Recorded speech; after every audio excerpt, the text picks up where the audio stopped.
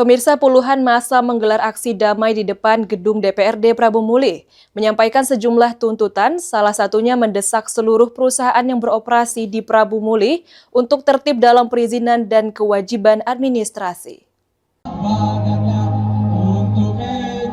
Dalam aksi tersebut, massa membawa 15 poin tuntutan, di antaranya meminta pemerintah dan DPRD memastikan seluruh perusahaan memiliki izin resmi, serta memenuhi kewajiban administrasi sesuai aturan yang berlaku.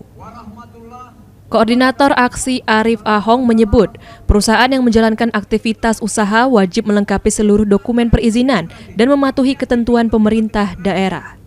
Massa juga mendorong DPRD Kota Prabu Mulih untuk memanggil pihak perusahaan guna menertibkan vendor yang diduga belum melengkapi dokumen perizinan.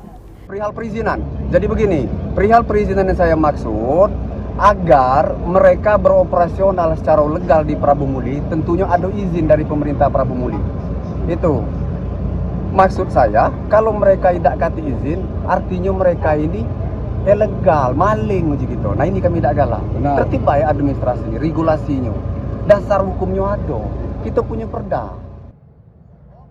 Menanggapi aspirasi tersebut, Ketua Komisi 2 DPRD Kota Prabu Mulih Riza Aryansyah menyatakan akan menindaklanjuti dengan memanggil pihak perusahaan terkait. Anggi Perkasa, PAL TV.